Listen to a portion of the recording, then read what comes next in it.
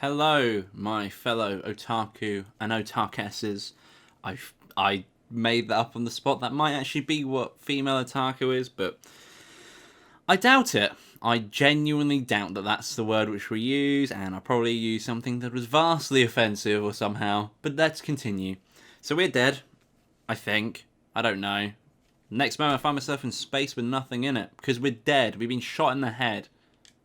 Except darkness, the most profound kind of black. I can't even see my own body, because I have a hole in my brain. In fact, I can't even tell if I just don't see it, or if I'm actually lost it. Or if I've actually lost it. Words are difficult for me now. I'm now in existence that's nothing but a consciousness. I said a coincidence. I see. So this is death. Strangely enough, I don't feel fear. There's no pain, anguish, anything bodily. All I'm feeling is regret. We all got caught into Gucci's trap, and all of us died while being unable to do anything about it. Our thoughtlessness and imprudence led to the worst possible outcome. Why did it turn out like this? Why? We all just wanted to make video games. And now we're all dead. I wasn't even able to save anyone. Everyone died right before my eyes. Miyabi-san, Owari-san, Iruka-san, Asano-san, Yuno-san, Tatiana, and Natsumi-san. We were all killed. I can't tell which way is up. Surrounded by black darkness, I feel like my self-admonishment alone can crush me. How long time has passed? I'm really glad that I read that weirdly because it was written weirdly. An eternity? A moment? I can't tell. As I lose my sense of time, I start to see a light. It's coming closer by the moment, and I soon realise that it's a girl. She approaches me like a shining angel about to take me to the afterlife. I got a hiccup there. Oh, hi. All is darkness, but she alone is lit up, as if there's a spotlight above her. Okay. She's wearing a pink cardigan on her shoulders, and I think I know her well. Oh god, let me just turn this down because it's going to be very loud. This is my memory database, Nakashik.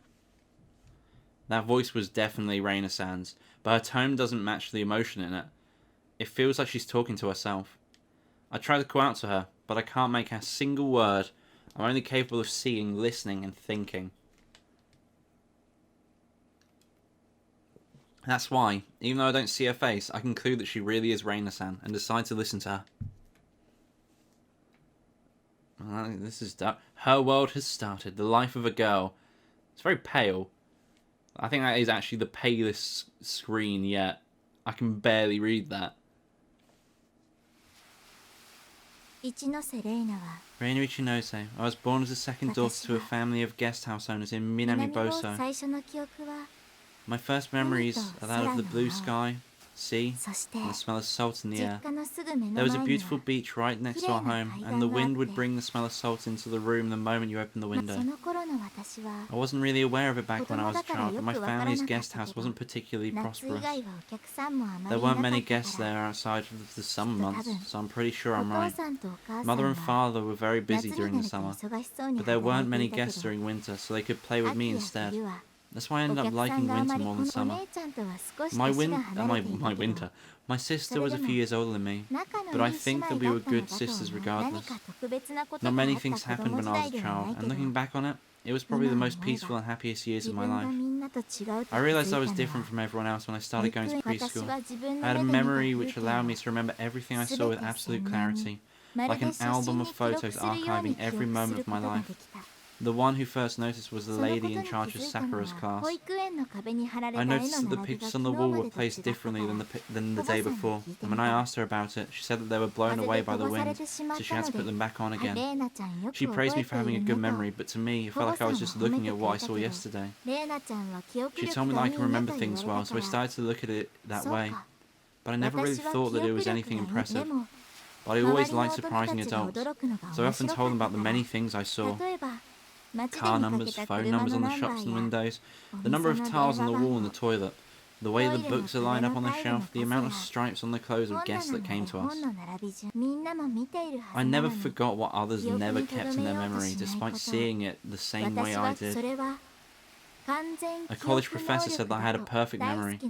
That's a power that lets me remember the face of those I love, and the sceneries I find beautiful. I was glad to have it and considered it a special present from God. But while he gave me the power to remember everything, he also gave me an illness that no one could cure, and I wasn't happy about that one. Before I started to go to elementary school, a famous doctor said that I won't live to adulthood, and I saw my mum and dad cry about it. Since then, I started to hate God. Most of my memories of my elementary school years are set in the hospital. The hospital became my own home, so the patients coming in were like guests to me. I had nothing better to do, so I remembered their faces. There were men, women, young, old, children and babies. Lots of people came to hospital I was living. But I eventually realised that even if I remembered their faces, they would either leave the hospital or die. That's why I eventually started resenting the sight of other people. And so I graduated elementary school without properly leaving the hospital. Damn. Pretty fucking sad. When I became old enough for middle school, I was moved to the hospital attached to Reina North. I left Minamiboso and started living in Hokkaido. I love the background art for this. Like, even though it's so sad, I have to admit, like, this background art is very pretty. The hospitals were the same everywhere.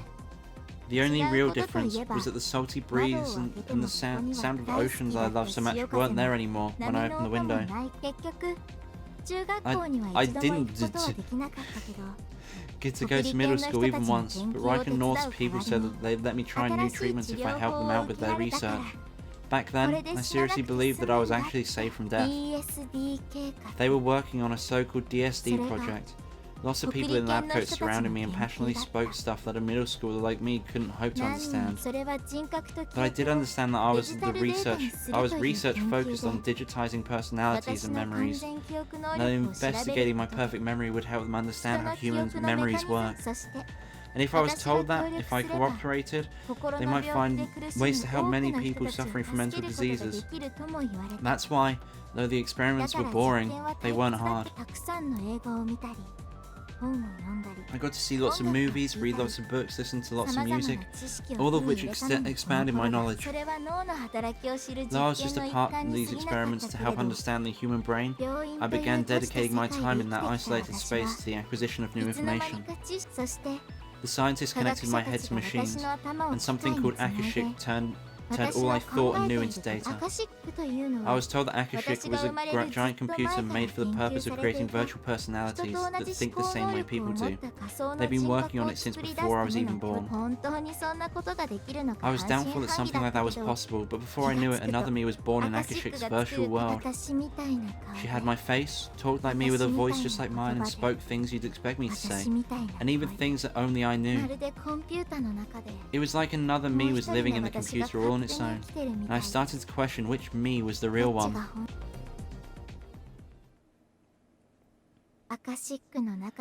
When the fake me within Akashic continued to mature and grow, the body of the real me continued to grow weaker because of the disease.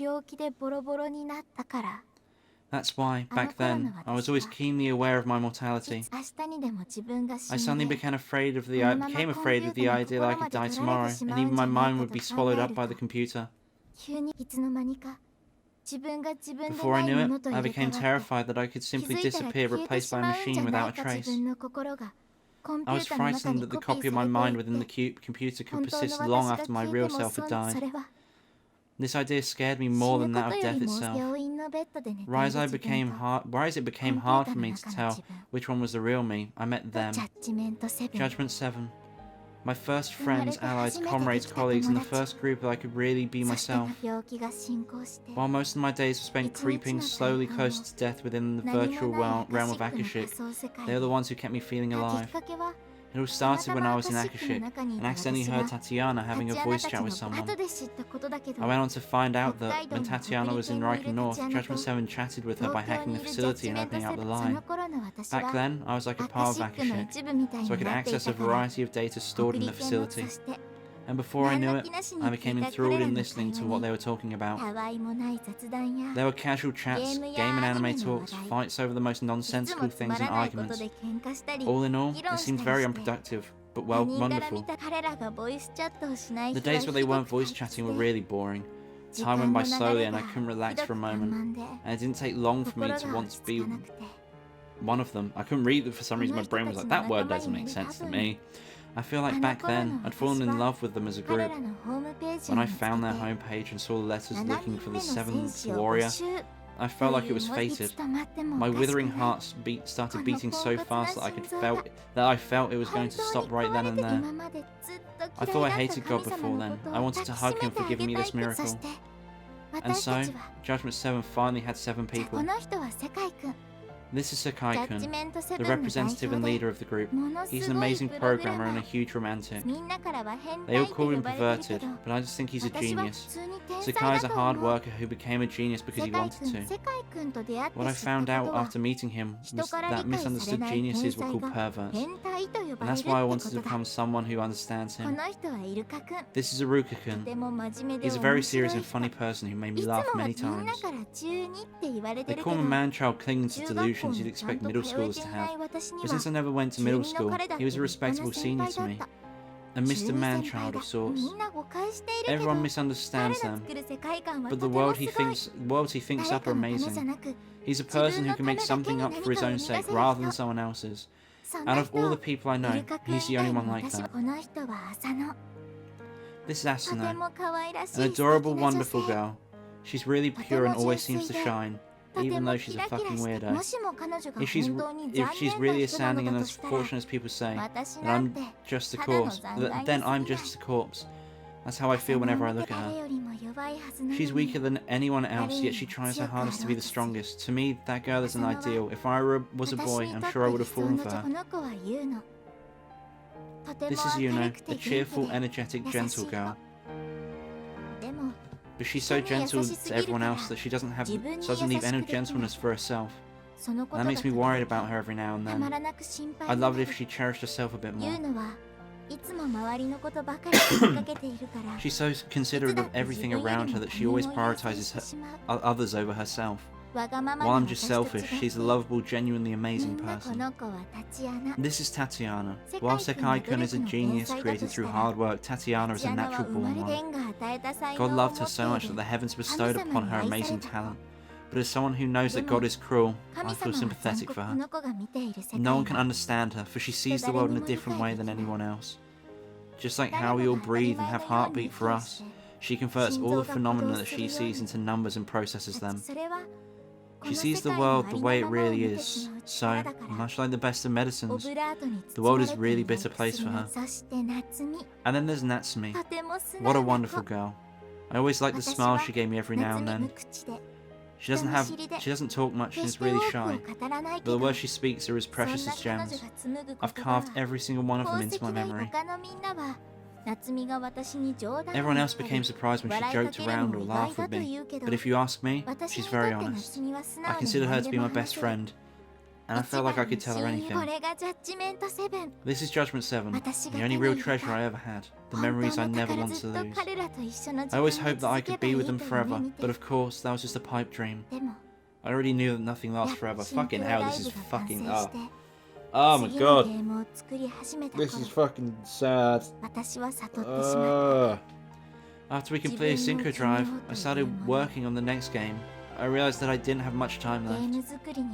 It might have been because I strained myself too much in order to develop the game. Back then, I was like an accessory attached to Akashic, like an empty soul shell. Even without the doctors telling me, I knew that I would die soon, since I could access my medical data from within Akashic.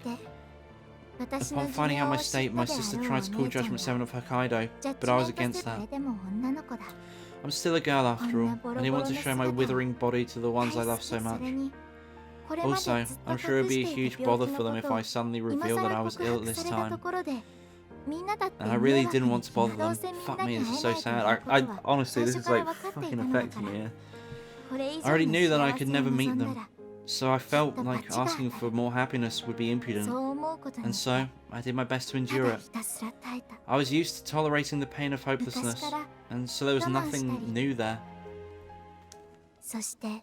Where am I? Am I alive or dead? Am I really me, or am I the digitized personality?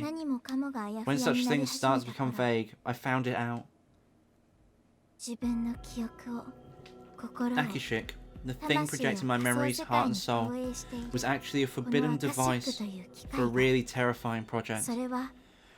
It was a project started by a research organisation so secret that only in Riken North, only a few in Riken North even knew about it. Lab 13. The real goal of the DSD project wasn't medicine, improving people's welfare, or healing those suffering mental diseases. It's a project meant to give eternal life, immortality for a select set of individuals. It was forbidden research focused on digitizing memories, personality, the shapeless things that we call souls, to create eternal virtual life. Then, they'd focus on influencing the real world from the virtual world to allow the elite among the elite to create a new world order where they eternally control all of mankind. My memories were being used for this absurd plan. What scared me the most was the fact that even if I died, they continue using the digitized version of me for the rest of eternity. My virtual personality would manage Akashic and become the core of the system they'd use for the project. The real me was just a sample to them. With the original Reina and Ichinose being digitized, their goal was already complete. That's why the real me was already useless to them. To them, I was like a toy box once they took all their toys out. All their focus was on the digital me now. That's why I, while I was still alive and had a will, had to let my personality data escape Akashic. I had to act quickly, while I still had administrative power over the machine. I probably didn't have much time left. That was why I started mixing bits of my virtual self into the communications with Sakai-kun and the others to store it in Judgment 7's server.